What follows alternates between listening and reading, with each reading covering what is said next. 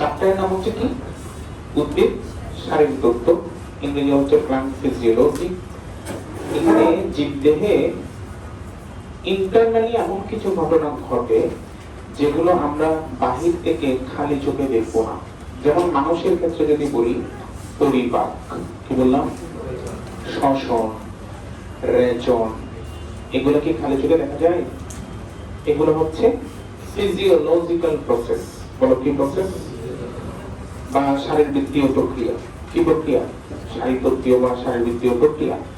এবং এখানে বোটানি মানে উদ্ভিদের ক্ষেত্রে যদি আমি বলি, তাহলে সালোক সংশ্লেষণ, শ্বসন, প্রস্বেদন। কি কি বললাম?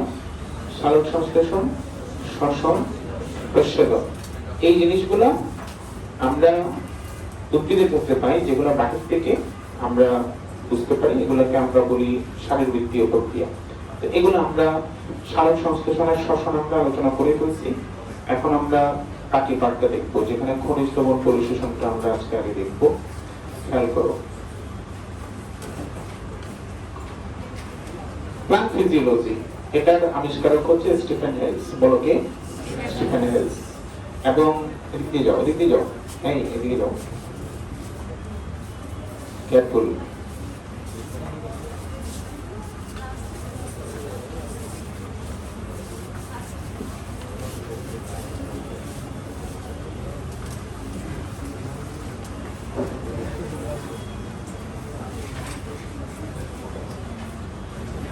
দেখো, আমরা আজকে প্রথমে একটা টপিক পড়বো, সেটা হচ্ছে উদ্ভিদের ম্যাক্রো এবং মাইক্রো মৌল।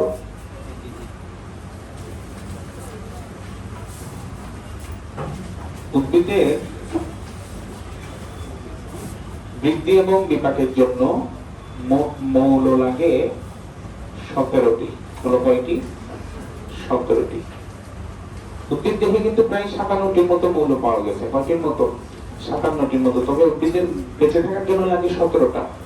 এর মধ্যে বেশি দরকার 9টা। বেশি দরকার কয়টা? 9টা।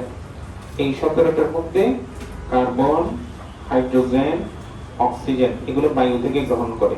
বলো কোত্থেকে? বায়ু থেকে গ্রহণ করে। কথা বলবো না। এই 17টা এদের মধ্যে যেগুলা সবচেয়ে বেশি দরকার, সেগুলোকে আমরা বলি ম্যাক্রোমৌল। কি মৌল বলি? ম্যাক্রোমৌল। ম্যাক্রো মানে বড়, আর মাইক্রো মানে কি? ছোট। এই ম্যাক্রো মানে বড়, আর মাইক্রো মানে কি? ছোট। এখানে বড় ছোট বোঝানো হয় না, এখানে মেইনলি যেটা বোঝানো হয়েছে সেটা হচ্ছে বেশি দরকার এবং কম দরকার। ম্যাক্রো হচ্ছে বেশি দরকার, আর মাইক্রো হচ্ছে কম দরকার। অর্থাৎ ম্যাক্রো মৌলগুলো ছাড়া উদ্ভিদের বৃদ্ধি একেবারেই সম্ভব নয়, আর মাইক্রো মৌলগুলো অল্প পরিমাণে লাগে, ম্যাক্রোগুলো বেশি পরিমাণে লাগে। তো ম্যাক্রো মৌল এগুলোর সংখ্যা হচ্ছে 9, এগুলোর সংখ্যা হচ্ছে 9, আর মাইক্রো মৌলের সংখ্যা তাহলে 17 থেকে 9 গেলে কত? 8। এই 9টার নাম আমাদের পড়তে হবে। ম্যাক্রো মৌলের 9টার নাম, সেগুলোর নাম আমি বলতেছি। আমরা একটা কৌশল দিব, ওই কৌশল দিয়ে আমরা পড়বো।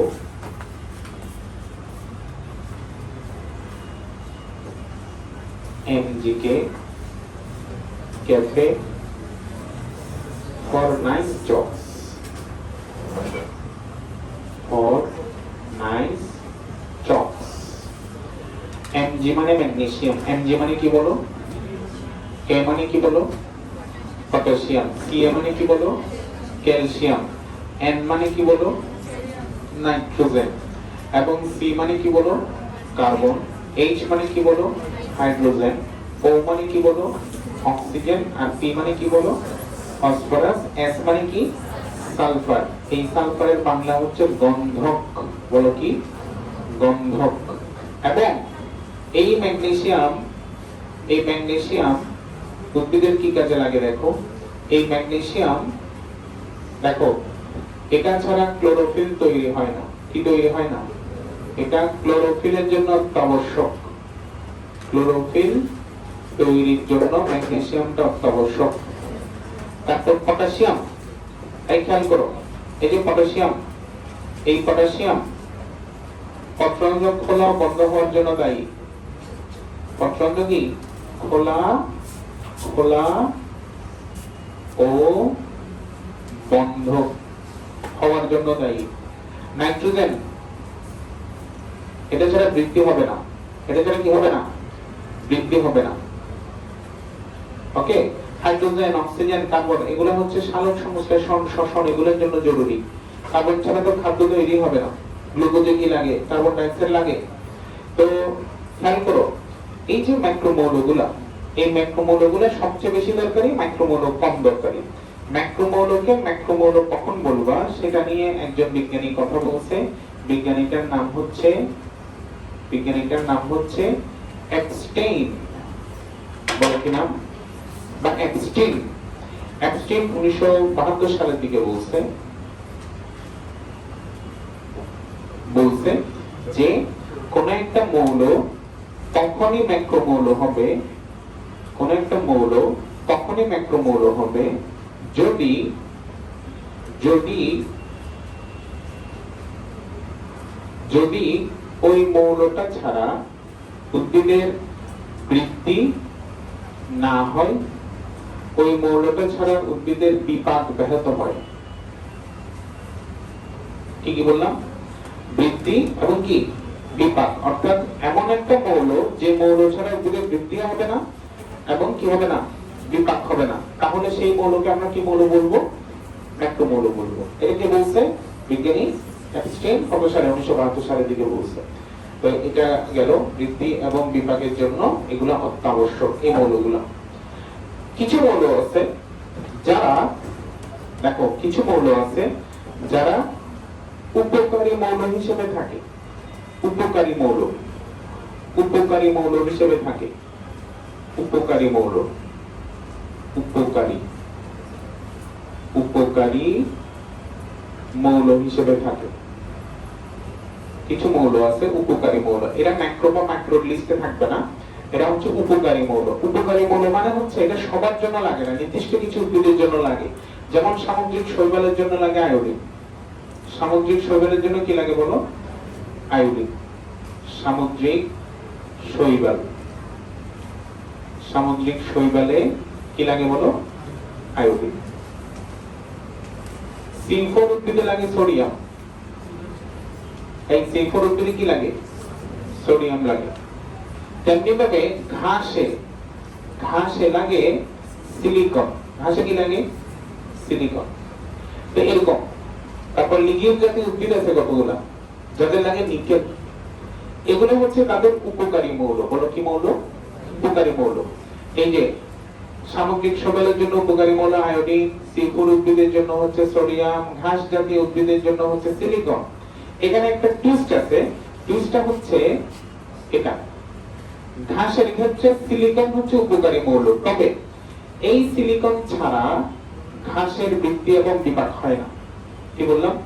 সিলিকন ছাড়া ঘাসের বৃদ্ধি এবং বিপাক হয় না। অর্থাৎ সিলিকন ঘাসের জন্য ম্যাক্রোমৌল। সিলিকন ঘাসের জন্য কি মৌল বলো? ম্যাক্রো। ম্যাক্রো। সিলিকন লিখে রাখো, ঘাসের জন্য কি মৌল? ম্যাক্রোমৌল। লিখে রাখো। অর্থাৎ সিলিকনের জন্য ম্যাক্রোমৌলের সংখ্যা হবে 10। সিলিকনের জন্য ম্যাক্রোমৌল কত হবে? 10।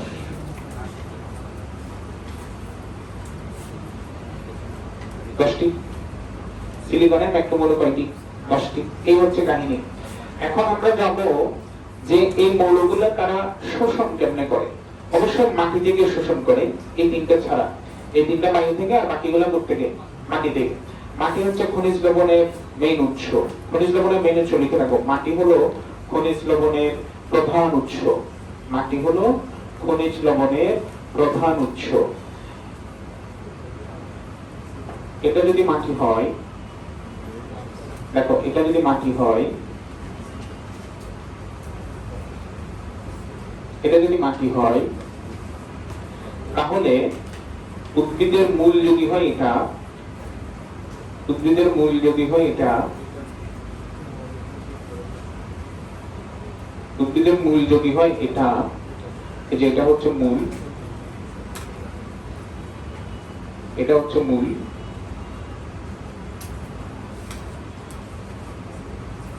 রুট বা মূল, এবং এই মূলে থাকে এগুলা মূল রোগ। এই যে মূল রোগ, এই যে মূল রোগ,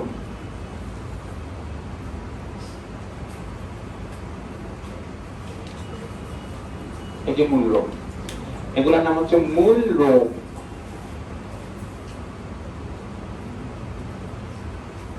এগুলোর নাম হচ্ছে মূল রোগ, মূল রোগ। এরা সাধারণত এককোষী হয়। বলো কয় কোষী? এককোষী, এককোষী হয়। এখানে উদ্ভিদ বেঁচে থাকার জন্য পানিও লাগে, খনিজ লবণও লাগে। উদ্ভিদ পানি শোষণ করে মূলের মাধ্যমে। উদ্ভিদ পানি শোষণ করে কার মাধ্যমে? মূলের মাধ্যমে।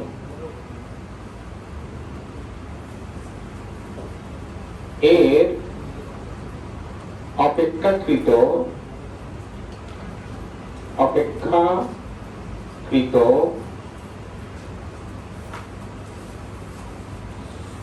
বয়স্ক কোষ, বয়স্ক কোষ দ্বারা পানি শোষণ হয়। কি শোষণ হয়? পানি শোষণ হয়। আর মূলরূপ, মূলরূপ খনিজ লবণ শোষণ করবে। মূলরূপ এর কোষ বিভাজন অঞ্চলের, কি বিভাজন? কোষ বিভাজন।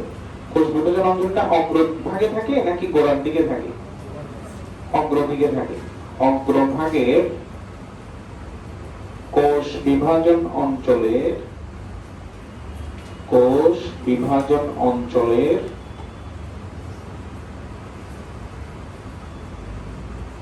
অপেক্ষাকৃত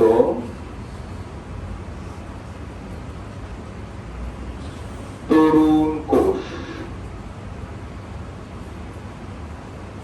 দ্বারা খনিজ লবণ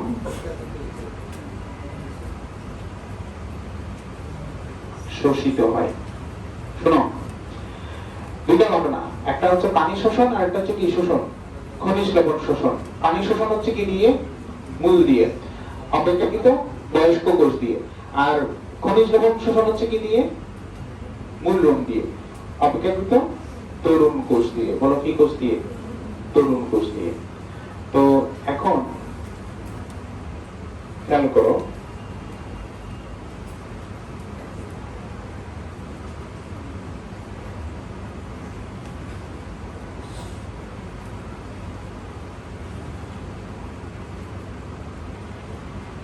কারেকশন করবা, উল্টা বলছি।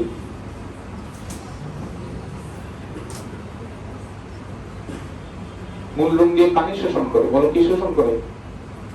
আর মূল দিয়ে চিহ্নগুলো একটু চেঞ্জ করে দাও। আর মূল দিয়ে হচ্ছে খনিজ লবণ শোষণ। একটু কারেকশন করে দাও।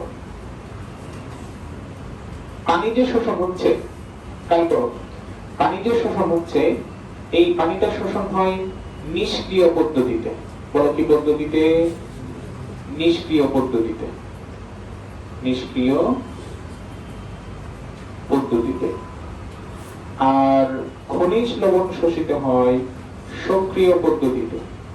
অধিকাংশ ক্ষেত্রে সক্রিয় পদ্ধতিতে। অধিকাংশ কি পদ্ধতি বলো? অধিকাংশ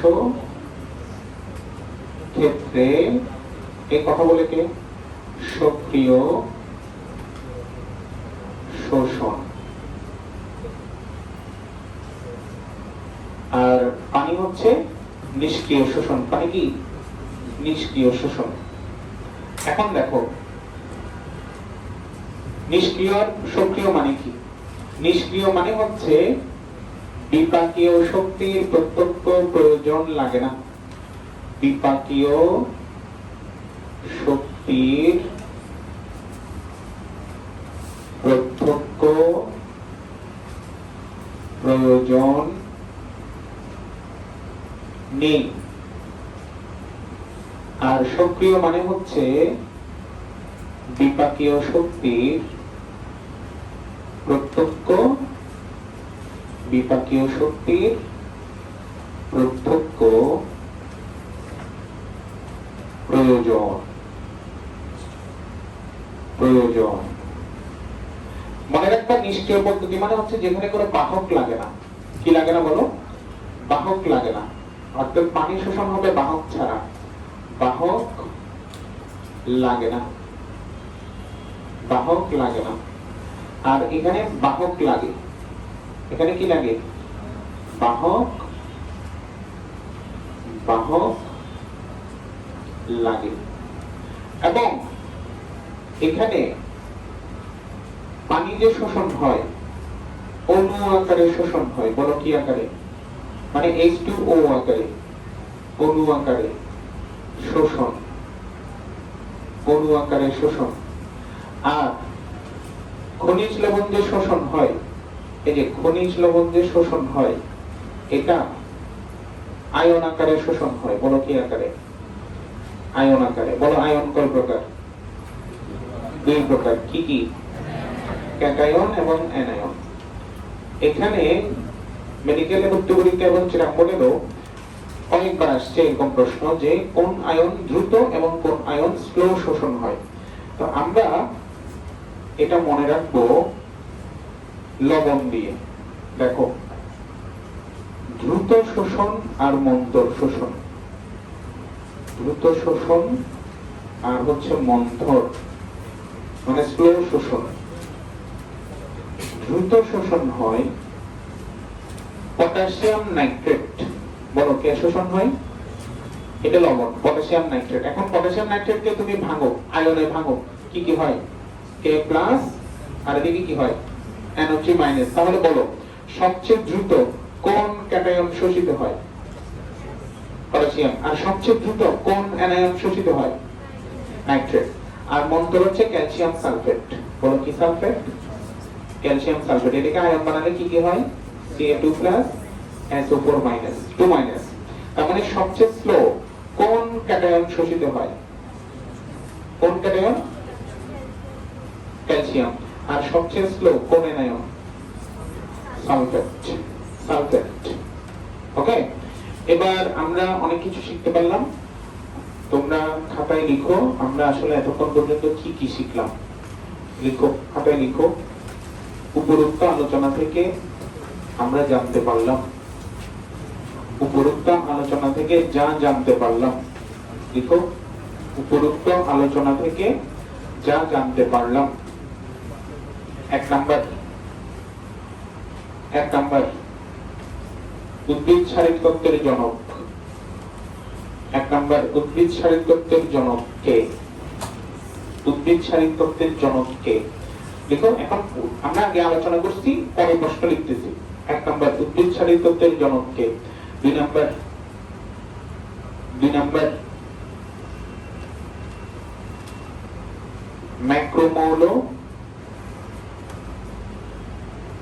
কাকে বলে? এদের সংখ্যা ও নাম। ম্যাক্রোমৌল কাকে বলে? এদের সংখ্যা ও নাম।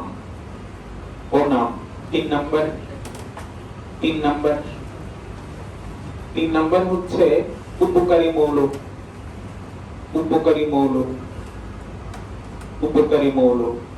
চার নাম্বার পানি ও খনিজ লবণ পরিশোষণের পার্থক্য। পানি ও খনিজ লবণ পরিশোষণের পার্থক্য। পাঁচ নাম্বার নিষ্ক্রিয় ও সক্রিয় শোষণের পার্থক্য। নিষ্ক্রিয় ও সক্রিয় শোষণের পার্থক্য। নিষ্ক্রিয় ও সক্রিয় শোষণের পার্থক্য। 6 নাম্বার সবচেয়ে দ্রুত ও সবচেয়ে মন্থর কোন আয়ন শোষিত হয়? সবচেয়ে দ্রুত ও সবচেয়ে মন্থর কোন আয়ন শোষিত হয়? এগুলো সবগুলোর উত্তর আমাদের এখানে আছে। এখানে দুটো পার্থক্যের কথা বলা হচ্ছে যেগুলো 5 স্টার। এই পার্থক্যগুলো আমি এখান থেকে আলোচনা করতেছি, সবাই আরেকবার দেখো। এটা পানি শোষণ। এটা কি শোষণ? পানি শোষণ। আর এটা কি শোষণ? লবণ শোষণ। খেয়াল করিও, পানি শোষণ হচ্ছে, আমি যদি পানি আর খনিজ লবণ শোষণের পার্থক্য আগে বলি, বলবা পানি শোষণ কি দিয়ে হয়? 1 নাম্বার। আর খনিজ লবণ শোষণ কি দিয়ে হয়? মূলের অগ্রভাগের কোষ বিভাজন অঞ্চলের অপেক্ষাকৃত, আচ্ছা মূলের অগ্রভাগ দিয়ে। মূলের কি দিয়ে? 2 নাম্বার। পানি শোষণ হয় কি কোষ দিয়ে? অপেক্ষাকৃত। আর খনিজ লবণ শোষণ হয় অপেক্ষাকৃত তরুণ কোষ দিয়ে। 3 নাম্বার। পানি শোষণ হয় মেইনলি কি পদ্ধতিতে? আর খনিজ লবণ অধিকাংশ কি পদ্ধতিতে? 3টা গেল। 4 নাম্বার। পানি শোষণে বিপাকীয় শক্তি প্রত্যক্ষ প্রয়োজন পড়ে না, কিন্তু এখানে প্রত্যক্ষ প্রয়োজন লাগে বা পড়ে। 5 নাম্বার। পানি শোষণে কি লাগে না, আর এখানে লাগে। পানি শোষণে পানিটা শোষণ হয় কি আকারে, আর খনিজ লবণ শোষণ হয় আয়ন আকারে। 6টা পার্থক্য হইতে 6টা হইতে। এবার আসো নিষ্ক্রিয় আর সক্রিয় শোষণের পার্থক্য কি? তুমি জাস্ট এক্সচেঞ্জ করে দাও। নিষ্ক্রিয় শোষণের মধ্যে কি দিবা? নিষ্ক্রিয় শোষণে 1 নাম্বার কি দিবা? বিপাকীয় শক্তির প্রত্যক্ষ প্রয়োজন হয় না। সক্রিয়তে কি দিবা? হয়। 2 নাম্বার। নিষ্ক্রিয়তে কি লাগে না, আর সক্রিয়তে 3 নাম্বার। নিষ্ক্রিয়তে কি আকারে শোষিত হয়, আর এখানে 4 নাম্বার।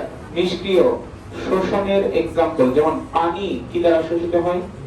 নিষ্ক্রিয় পদ্ধতিতে। আর খনিজ লবণ সক্রিয় পদ্ধতিতে। এবং নিষ্ক্রিয় শোষণ দ্বারা পানি কার মাধ্যমে শোষিত হয়? আর সক্রিয় শোষণ দ্বারা খনিজ লবণ কার মাধ্যমে শোষিত হয়? মূলের অগ্রভাগের মাধ্যমে। নিষ্ক্রিয় শোষণটা অপেক্ষাকৃত কি কোষ দ্বারা হয়? আর সক্রিয় শোষণ অপেক্ষাকৃত তরুণ কোষ দ্বারা হয়। এবং নিষ্ক্রিয় সক্রিয় শোষণের মধ্যে কিছু মতবাদ আছে। মতবাদগুলোর নাম একটু বই থেকে দেখে নিবা। আমরা বুলেট বই যখন দিব তখন ওখানে আলোচনা করে দিব। এই মুহূর্তে আমি শুধু সক্রিয় শোষণের মতবাদগুলোর নাম লিখতে যাচ্ছি। তোমরা লিখো খনিজ লবণ শোষণের সক্রিয় মতবাদ। খনিজ লবণ শোষণের সক্রিয় মতবাদ। তোমাদের এগুলা কি লেখা হয়েছে? এগুলা লেখা হয়েছে? হয় নাই? আমি বুঝতেছি। খনিজ লবণ শোষণের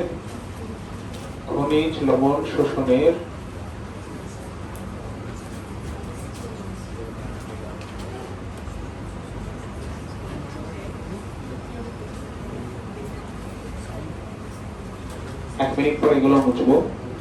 খনিজ লবণ শোষণের কি মতবাদ? সক্রিয় মতবাদ। খনিজ লবণ শোষণের সক্রিয় মতবাদ।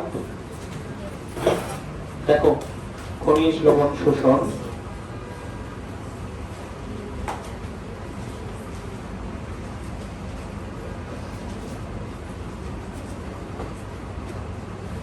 লবণ শোষণ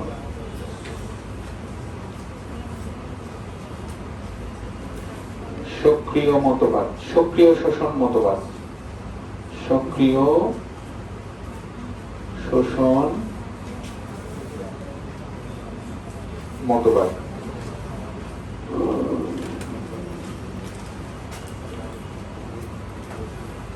এখানে আরেকটা জিনিস লিখে রাখিও, বিপাকীয় শক্তির প্রত্যক্ষ প্রয়োজন নেই। তার মানে এখানে শ্বসন স্বাভাবিক থাকে। শ্বসন হার কি থাকে? স্বাভাবিক থাকে। স্বাভাবিক। আর এখানে লিখবা শ্বসন হার বাড়ে। শ্বসন হার কি হয়? বৃদ্ধি পায়। আর একটা ঘর করে দিলাম পার্থক্যের। সক্রিয় শোষণ মতবাদ এখানে আপাতত আমরা 3টা দেখব।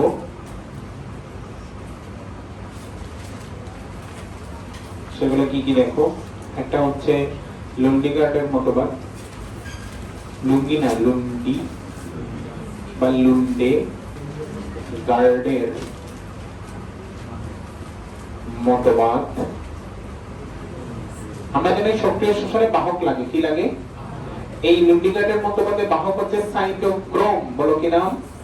সাইটোক্রোম, এই জন্য এই মতবাদের অপর নাম হচ্ছে সাইটোক্রোম পাম্প মতবাদ। সাইটোক্রোম পাম্প মতবাদ। আর 2 নম্বর হচ্ছে প্রোটন অ্যানায়ন কো ট্রান্সপোর্ট মতবাদ। বলো তো কি বলছি? প্রোটন অ্যানায়ন কো ট্রান্সপোর্ট মতবাদ বা আধুনিক মতবাদ, সর্বজন স্বীকৃত এবং গ্রহণযোগ্য এটা। এই জন্য এটা পরীক্ষায় বেশি আসার সম্ভাবনা, আমরা এটা 5 স্টার দিয়ে রাখি। আর লুন্ডিগ্রেডের মতবাদ আমরা 3 স্টার দিয়ে রাখি। 3 নম্বর হচ্ছে লেসিথিন বাহক ধারণা। কোষ ঝিল্লিতে এই লেসিথিন নামক ফসফোলিপিড থাকে। এটা একটা জটিল ফসফোলিপিড। বলো কি ফসফোলিপিড? মনে রাখবা, কোষ ঝিল্লিতে যত ফসফোলিপিড থাকে জটিল, তাদের 50% লেসিথিন। 50% কি? তোমরা কোষ ঝিল্লির গঠন পড়ছিলা বোটানি অধ্যায় 1 এ ফ্লুইড মোজাইক মডেলে। কোথায়? ফ্লুইড মোজাইক মডেলে। লেসিথিন বাহক ধারণা। লেসিথিন বাহক ধারণা, এটা তেমন লাগে না, আমাদের লাগবে এই দুইটা। এদের মধ্যে লুন্ডিগ্রেডের মতবাদে কিছু ত্রুটি বা সীমাবদ্ধতা থাকে। সীমাবদ্ধতা থাকলেও লুন্ডিগ্রেডের মতবাদ আমাদেরকে রাস্তা দেখাইছে। সুতরাং আমরা লুন্ডিগ্রেডের মতবাদ পড়তে হবে। একটু জটিল, তবে আমরা যদি আমি যেভাবে পড়াচ্ছি এটা ফলো করো, তুমি সহজে এটা পরীক্ষায় আনসার করতে পারবা। আমরা শুরু করি লুন্ডিগ্রেডের মতবাদ। আমাদের উদ্দেশ্য হচ্ছে কোষের ভিতরে আয়ন প্রবেশ করানো। কোষের ভিতরে কি প্রবেশ করানো? আয়ন। এখন কোষের ভিতরে যদি ঢুকতে হয়, কোষ ঝিল্লি ভেদ করতে হয়। কি ভেদ করতে হয়? কোষ ঝিল্লি ভেদ করতে হয়। তো কোষ ঝিল্লির ভেদ করা এত সহজ না। কোষ ঝিল্লি ভেদ করার জন্যই এত কাহিনী। দেখো, আমি যদি বলি কোষের ভিতরে যাবে আয়নটা কোষের বাইরে থেকে, তো বাইরে থেকে কোষের ভিতরে ঢুকবে ঝিল্লির ভিতর দিয়ে। কার ভিতর দিয়ে? ঝিল্লির মধ্যে একটা এরিয়া আছে, যে এরিয়ার ভিতর দিয়ে আয়ন যেতে পারে না, সেজন্য কিছু বাহক লাগে। ওই এরিয়াতে আমরা বাহকগুলো বসাবো। লুন্ডিগ্রেডের মতবাদে আমরা বাহকগুলো বসাচ্ছি সাইটোক্রোম। বলো কি নাম? সাইটোক্রোম, যেটাকে CYT দিয়ে প্রকাশ করা হয় সংক্ষেপে। এরকম সাইটোক্রোম অনেক আছে, A B C D E F, এটাতে অনেকগুলো আছে। তার মধ্যে আমরা এখানে A C B এই তিনটা ব্যবহার করব। তিনটা এক লাইনে যখন সজ্জিত হয়, তখন আমরা তাকে বলি সাইটোক্রোম চেইন। বলো কি চেইন? ওই চেইনের ভিতর দিয়ে ইলেকট্রন বাহিত হয়। কি বাহিত হয়? মানে ইলেকট্রনের প্রবাহ হয়। এই জন্য সেটাকে আমরা বলি সাইটোক্রোম পাম্প। বলো কি? ওকে, তো আমরা যদি এখানে আঁকি, কোষ ঝিল্লিটা আঁকি, সবাই খেয়াল করো।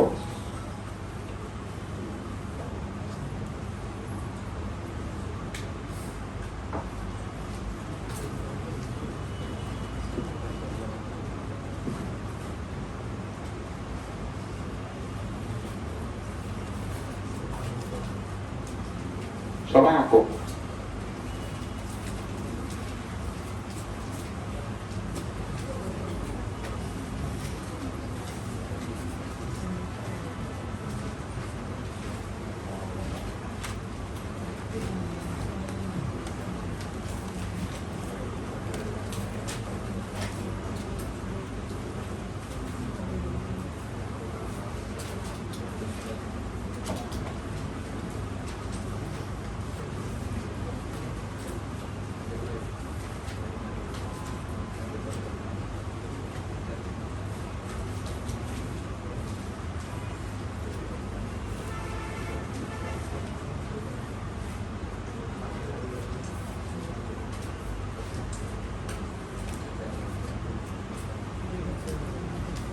আমি 4টা এক্স আঁকছি, 1টা 2টা 3টা 4টা ক্রসের মতো।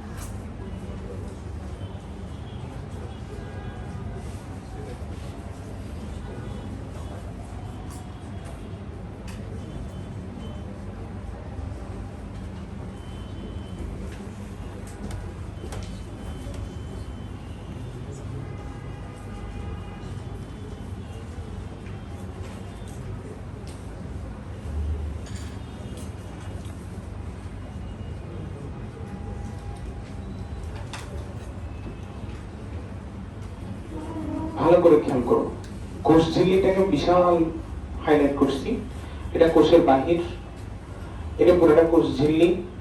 কোষ ঝিল্লির যে অংশটা কোষের বাহিরের সাথে আছে সেটার নাম কি তল? বাইরের তল। আর যেটা কোষের ভিতরের সাথে আছে সেটা কি তল? ভিতরের তল। আর মাঝখানের এই অঞ্চলটা কি নাম দিছি? আয়নাবদ্ধ অঞ্চল। সেখানে আমি 4টা এক্স আঁকছি, 4টা এক্স। 4টা এক্স এর ভিতরে 3টা ঘর হইতে দেখো, এই যে 1 2 3, 3টা ঘর। এখানে আমরা নাম দিব সাইটোক্রোম, এদের সাইটোক্রোম নাম দিলাম দেখো সি ওয়াইটি, সাইটোক্রোম এ। এরপর সাইটোক্রোম কি হবে বলো? বি হবে না, কি হবে? সি। এরপর হচ্ছে সাইটোক্রোম বি, এভাবে দিবা। এটাকে বলা হয় সাইটোক্রোম চেইন। কি চেইন? Cytochrome chain. সাইটোক্রোম জিনিসটা গঠিত হয় আয়রন দিয়ে। বলো কি দিয়ে? আয়রন। আয়রন, আয়রন মানে Fe। এর দুটো ভার্সন আছে, একটা হচ্ছে ফেরাস আর একটা হচ্ছে কি ফেরিক। আমরা সবাই জানি একটা আয়রন 2টা ইলেকট্রন ত্যাগ করে ফেরাস হয়, আর 3টা ইলেকট্রন ত্যাগ করলে হয় ফেরিক। অন্যভাবে বলা যায় এখানে একই সাথে 2টা ইলেকট্রন কখনো বা 3টা ইলেকট্রন কখনো, কেমিস্ট্রিতে আমরা শিখছি এটা যে কখনো একসাথে 3টা ত্যাগ করবে না, একটা একটা করবে। প্রথমে Fe একটা ইলেকট্রন ত্যাগ করবে, Fe প্লাস হবে। আরেকটা ত্যাগ করবে, Fe 2 প্লাস হবে। আরো একটা ত্যাগ করবে, Fe 3 প্লাস হবে। আরো একটা ত্যাগ করা অনেক টাফ, এইজন্য 3 পর্যন্ত ত্যাগ করে। তো Fe 2 প্লাস যখন একটা ইলেকট্রন ত্যাগ করে Fe 3 প্লাস হয়, সেটা কি? সেটা কি জারণ নাকি বিজারণ? জারণ। এবং Fe 3 প্লাস জারণের ফলে সৃষ্ট, তাহলে Fe 3 প্লাস হচ্ছে জারিত। Fe 3 প্লাস কি? আর Fe 3 প্লাস যদি ইলেকট্রন উল্টো গ্রহণ করে একটা, তখন কি হয়? তাহলে Fe2 প্লাস হয়, তাহলে Fe2 প্লাস হচ্ছে বিজারিত। Fe2 প্লাস হচ্ছে কি? আচ্ছা, এগুলো আমরা জানি, জানা জিনিস। এগুলো দিয়েই এরা গঠিত, সাইটোক্রোম A C দিয়ে এরা গঠিত। এখন আমি কোন দিকে Fe2 প্লাস লিখব, কোন দিকে Fe3 প্লাস লিখব, সেটা আমাদের একটু আলোচনা করতে হবে। আমরা ধরে নিচ্ছি এই মুহূর্তে কোষের ভিতরে আয়ন লাগতেছে। কি লাগতেছে? খনিজ লবণ লাগতেছে, যেটা ক্যাটায়ন এবং অ্যানায়ন আকারে ঢুকবে। ক্যাটায়নকে আমরা জানি, ক্যাটায়ন ম্যাক্সিমাম ক্ষেত্রে ধাতু হয়। কি হয়? ধাতব আয়ন হয়, যেমন Na+, K+ ইত্যাদি। ধাতুর ইংরেজি মেটাল। মেটালের প্রথম অক্ষর M, ক্যাপিটাল লেটারের M+ দিয়ে আমরা ক্যাটায়নগুলোকে প্রকাশ করব। আর A- দিয়ে, ক্যাপিটাল লেটারের A- দিয়ে আমরা কাকে প্রকাশ করব? অ্যানায়ন। কারণ কোন অ্যানায়ন ঢুকে তো ঠিক নাই, আমরা সবগুলোর জন্য একটা কমন আয়ন নাম দিছি আর কি। তো শুরুতে কি হয় দেখো, কোষ ঝিল্লির ভিতরের তল যেটা আছে, কি তল? ভিতরের তল যেটা আছে, সেদিকে হাইড্রোজেন ভাঙে। বলো কি ভাঙে? হাইড্রোজেন ভাঙে। হাইড্রোজেন ভাঙলে দেখো, হাইড্রোজেন ভাঙলে কি হয়? ইলেকট্রন হয়, এবং ইলেকট্রন যখন বের হয়ে যায় হাইড্রোজেন থেকে, তখন হয়ে যায় সে হাইড্রোজেন প্লাস, অর্থাৎ প্রোটন। এটা কি সবাই জানো? এটা সবাই জানো? এখানে যে হাইড্রোজেন ভেঙে গেল, এই ঘটনা যে এনজাইম দিয়ে হয়, সেটার নাম হচ্ছে ডিহাইড্রোজিনেজ। বলো কোন নাম? কি নাম? ডিহাইড্রোজিনেজ এনজাইম দ্বারা এই কাজটা হয়। আচ্ছা, হইল। এবং এই হাইড্রোজেন আয়নটা নাকি এখানে এসে অবস্থান করে। এই যে এখানে এসে অবস্থান করে কোষ ঝিল্লির বাইরের তলে। বলো কোন তলে? বাইরের তল যেদিকে আছে না, সেদিকে এসে অবস্থান করে। করলো। আর ইলেকট্রন চলে গেল সাইটোক্রোম বি এর কাছে। কার কাছে? দেখো না, ইলেকট্রনের আশেপাশে কে আছে? বি, সি নাকি এ? বি কাছে না? এই বি এর কাছে গেল। কার কাছে গেল? এখন লিখিও না, হাত থেকে কলম রাখো, আমি বলবো। হাইড্রোজেন আয়ন এখানে আসছে, ভাগ এটা। ইলেকট্রন যাবে ওর কাছে। কার কাছে? সাইটোক্রোম বি এর কাছে। আমরা জানি সাইটোক্রোম গঠিত হয় Fe3+ এবং Fe2+ দিয়ে। কি কি দিয়ে? Fe3+ এবং Fe2+ এগুলো দিয়ে। তো খেয়াল করো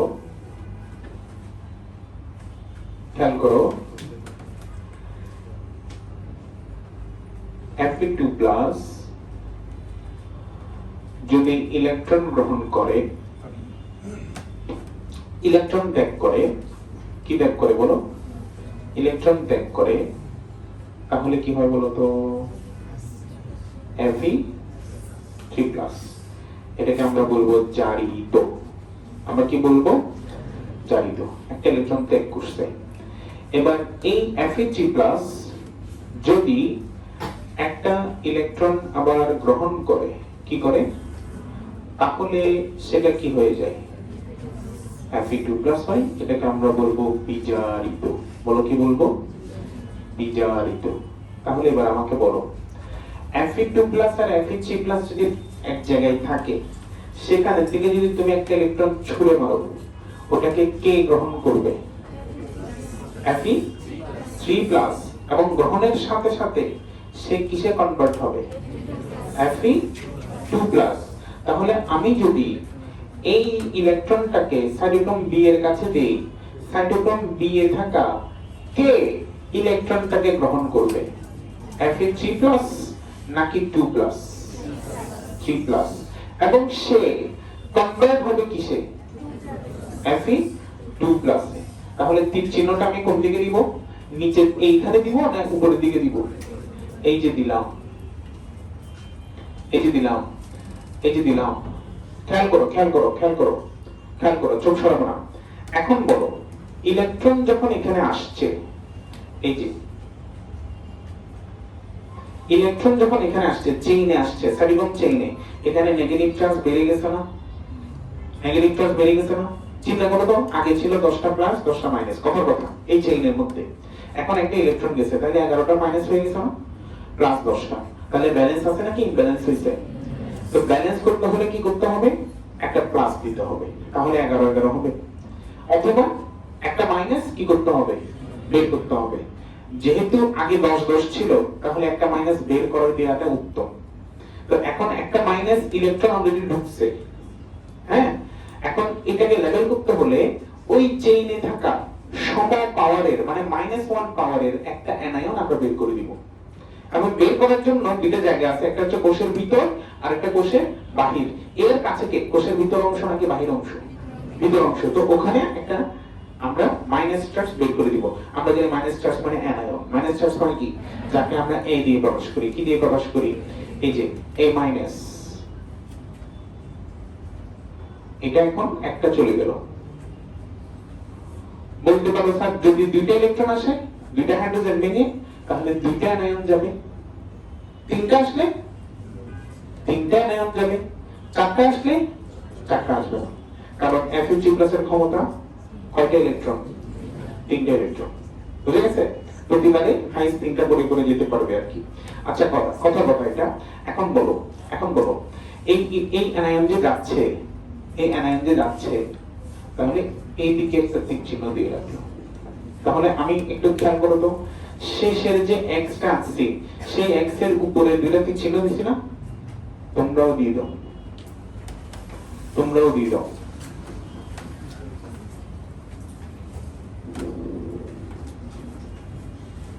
Fe3+ আর 2+ ও লিখে ফেলো, Fe3+ আর 2+ ও লিখে ফেলো। লিখে ফেলছো? লিখে ফেলছো সবাই? ওকে। এখন কি ব্যালেন্স হয়েছে না? এই ইলেকট্রন গেছে, সাথে সাথে একটা অ্যানায়ন ওদিকে চলে গেছে, তার মানে ব্যালেন্স হয়ে গেছে। কি হয়ে গেছে? ব্যালেন্স হয়ে গেছে। এবার খেয়াল করো, এবার খেয়াল করো, এবার আমরা কি করব দেখো। এবার আমরা এখানে উপর দিকে কি দিছি, তীর চিহ্ন দিছি না, এর আগেরটাকে দেব নিচের দিকে তীর চিহ্ন দিয়ে দাও।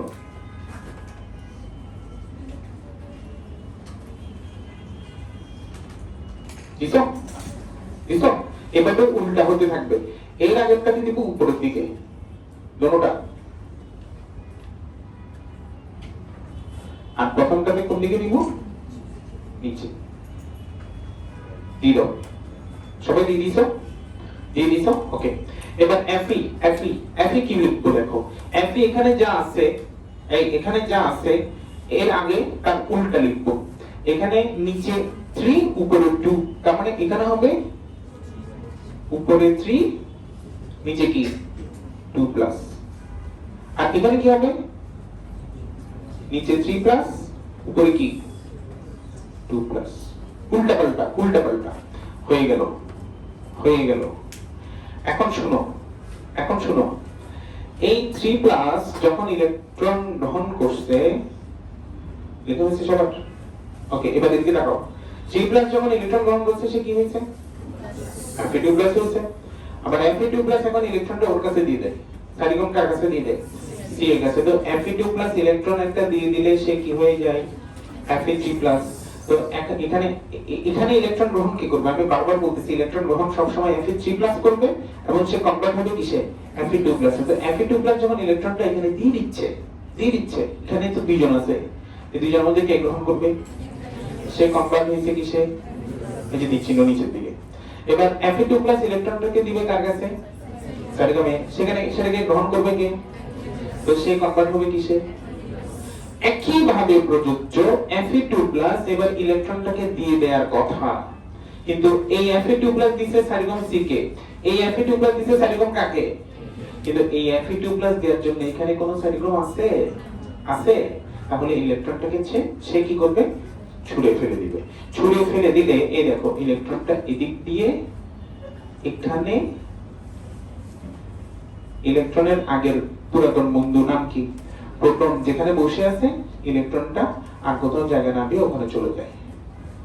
ওখানে ওখানে ওদেরকে আতিথেয়তা করে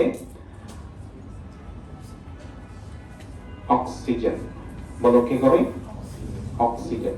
এই ওদের মিলিত ক্রিয়ায় তৈরি হয় পানি, বলো কি তৈরি হয়, সমতা বিধান করে দিলাম, হাফ হাফ হাফ হলো পানি।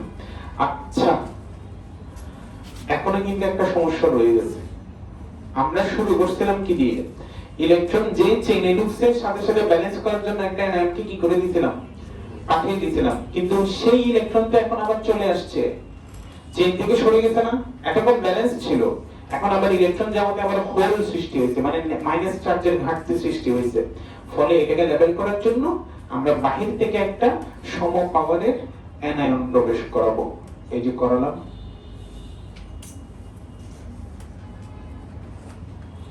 এভাবে চলতে থাকে, হাইড্রোজেন ভাঙবে, ইলেকট্রন এদিকে আসতে থাকবে, পানি হতে থাকবে, আর এদিকে অ্যানায়ন কি হতে থাকবে, ঢুকতে থাকবে। এটাকে বলা হয় সাইটোক্রোম পাম্প মতবাদ, বলো কি মতবাদ, বিজ্ঞানী লুন্ডিগার্ড দিছে বলে এটার অপর নাম লুন্ডিগার্ডের মতবাদ। কি মতবাদ, এভাবে ইলেকট্রনের আসার মাধ্যমে অ্যানায়ন যাওয়ার প্রসেসে তুমি এখানে Fe3+ দিয়ে সর্বোচ্চ কয়টা ইলেকট্রন গ্রহণ করাতে পারবা, 3টা।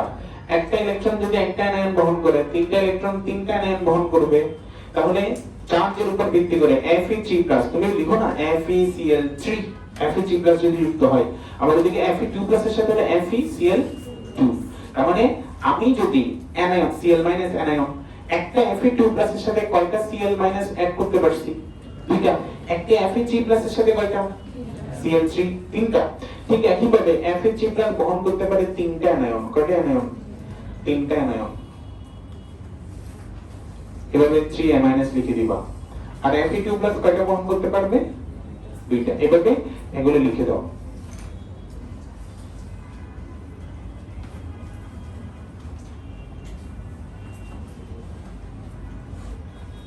হয়ে গেল। এখন এবার ফাইনাল কাজ আমাদের লাগবে ক্যাটায়ন এবং অ্যানায়ন দুইটাই। আমরা প্রবেশ করেছি শুধুমাত্র কাকে, অ্যানায়নকে। কাকে, অ্যানায়ন বাহকের মাধ্যমে গেছে, এটা প্রমাণিত যে এটা সক্রিয়ভাবে গেছে, কারণ আমরা জানি সক্রিয়ভাবে যখন যাই তখন বাহক দরকার হয়। কি দরকার হয়, এটা ঠিক আছে, সক্রিয় বুঝতে পারছি, কিন্তু লুন্ডিগার্ড এখানে কি বলছে দেখো, সে বলছে যখন কোষের ভিতরে অ্যানায়ন বাড়তে থাকে তখন এখানে অ্যানায়ন যদি বাড়ে মাইনাস চার্জ বাড়বে, বিনিময়ে প্লাস চার্জ কি হয়ে যাচ্ছে, অপেক্ষাকৃত হার যদি হিসাব করে মাইনাস বাড়লে প্লাস অটোমেটিক কম শো করবে না, তার মানে প্লাসও তখন ভিতরে ঢোকার চেষ্টা করবে লেভেল করার জন্য। তখন লুন্ডিগার্ড বলছে তখন ক্যাটায়ন খেয়াল করো, ক্যাটায়ন M+, ক্যাটায়ন নিষ্ক্রিয় পদ্ধতিতে, বলো কি পদ্ধতিতে, নিষ্ক্রিয় পদ্ধতিতে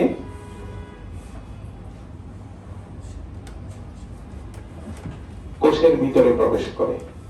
এখানে একটা গন্ডগোল লাগিয়ে বলছে, এতক্ষণ এত কষ্ট করে আমরা অ্যানায়ন প্রবেশ করেছি বাহকের মাধ্যমে সক্রিয় পদ্ধতিতে, কিন্তু শেষে এসে সে কি বলে ফেললো, ক্যাটায়নটা শোষণ হয় নিষ্ক্রিয় পদ্ধতিতে।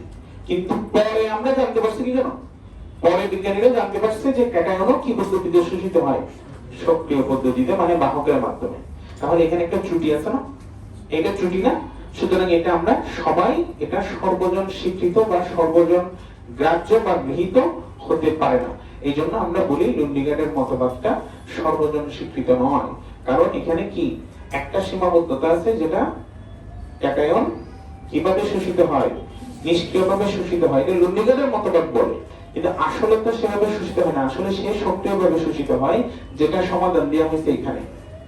প্রোটন অ্যানায়ন কোর ট্রান্সপোর্ট মতবাদ বা কি মতবাদ? আধুনিক মতবাদ। দ্বিতীয় হচ্ছে এই যে সাইটোক্রোম চেইনের কথা বলা হচ্ছে, সব ঝিল্লিতে কিন্তু সাইটোক্রোম বাহক হিসেবে থাকে না। কোষ ঝিল্লি, এক এক কোষের এক একটা কোষ ঝিল্লি, কোষের ভিতরে আবার মাইটোকন্ড্রিয়া, ক্লোরোপ্লাস্ট, নিউক্লিয়াস, বিভিন্ন ঝিল্লি আছে না? এই ঝিল্লির মধ্যে কিন্তু এগুলা অ্যাভেলেবেল না সব ক্ষেত্রে। তো সবার ক্ষেত্রে সর্বজন গ্রাহ্য বা সর্বজন গৃহীত এরকম সবার ক্ষেত্রে খাটে এমন বাহক সাইটোক্রোম নয়। সুতরাং এখানেও কিছু কি রয়ে যায়, কনফিউশন রয়ে যায়। তো বা আরো সহজ করে বললে ক্লোরোপ্লাস্ট, মাইটোকন্ড্রিয়া, ওদের ক্ষেত্রে আয়নটা কিভাবে ঢুকে সেটার ব্যাখ্যা কিন্তু লুন্ডিগার্ডের মতবাদে নাই। যার কারণে আমরা লুন্ডিগার্ডের মতবাদকে সর্বজন স্বীকৃত বলতে পারি না। আমরা সর্বজন স্বীকৃত একটা মতবাদ পরবর্তীতে বিভিন্ন বিজ্ঞানী দ্বারা বানানো হয়েছে, সেটার নাম হচ্ছে আধুনিক মতবাদ বা প্রোটন অ্যানায়ন কোর ট্রান্সপোর্ট মতবাদ। এখন এই মতবাদ থেকে আমরা পারবো, আমরা প্রথমে কি করছি একটু বলে দিই। প্রথমে এই ছবিটা কি বলছি, কোষের বাইরে, কোষের ভিতরে, মাঝখানে ঝিল্লি, ঝিল্লির তিনটা পার্ট আছে। আয়নাবদ্ধ অঞ্চলে আমি কি দিছি, তিনটা সাইটোক্রোম আঁকছি। সেগুলো কিভাবে আঁকছি, প্রথমে চারটা এক্স দিছি। চারটা কি দিছি, এক্স দিছি। এক্স এর লাস্টেরটার উপরের দিকে তীর চিহ্ন দিছি, এর আগে নিচে, এর আগে উপরে, এর আগে নিচে, অর্থাৎ দুইটা নিচে দুইটা উপরে। এবং এগুলোর নাম দিছি দেখো, নিচে ইলেকট্রন যেহেতু নিচে থেকে আসছে, তাহলে এখানে Fe3+ দিয়ে শুরু করছি। এখানে Fe3+ মানে এখানে কি হবে, আর এখানে যা হবে এখানে তার উল্টা, এখানে যা এখানে তার উল্টা। এখানে ইলেকট্রন ঢুকছে, এদিক থেকে ইলেকট্রন বের হয়েছে, এখান থেকে অ্যানায়ন ভিতরে গেছে, এখানে বাহির থেকে অ্যানায়ন চেইনে ঢুকছে। এভাবে প্রতি প্লাসের জন্য একটা A- হলে, 2 প্লাসের জন্য 2A-, 3 প্লাসের জন্য কি 3A-। এভাবে এই ঘটনাটা ঘটতে থাকে। এবং এখানে ক্যাটায়ন কিভাবে গেছে, নিষ্ক্রিয় পদ্ধতিতে, যেটা ভুল, যেটা কি ভুল। এই হচ্ছে অবস্থা। তো একটা বাড়ির কাজ লিখে রাখো, লুন্ডিগার্ডের মতবাদের সীমাবদ্ধতা, এটা বইয়ে থেকে দেখে লিখে ফেলবা, গুছিয়ে লিখে ফেলবা। আমি তো বলে দিচ্ছি কয়েকটা, তুমি বই থেকে দেখে গুছিয়ে লিখে ফেলবা। আর বাসায় গিয়ে অবশ্যই এই ছবিটা আরেকবার রাখতে হবে, কারণ এটা পরীক্ষা আসে। বলতে পারো স্যার এটা তো ভুল আছে, এটা কেন আসবে? দেখো, এটা ভুল হোক শুদ্ধ হোক, এটা আমাদের রাস্তা দেখাইছে। আমরা এটা ভুল করছি, এটা 100% ভুল না, এটা ভুল কোন জায়গায় আছে সেটা আমরা পরে সংশোধন করছি। সে আমাদেরকে রাস্তা দেখাইছে, আমরা পরবর্তীতে ওটাকে সংশোধন করে ভালো 100% ইফেক্টিভ একটা মতবাদ বানাইছি। সুতরাং আগে লুন্ডিগার্ডের মতবাদকে আমাদেরকে সম্মান জানাতে হবে, এই জন্য এটা পরীক্ষা আসে। এখন কঠিন একটু দেখো, হঠাৎ করে এটা কেউ দেখলে মনে করবে কি না কি, কিন্তু তোমরা সবাই আসছো এটা। নেক্সট ক্লাসে আমরা এই মতবাদ শেষ করব এবং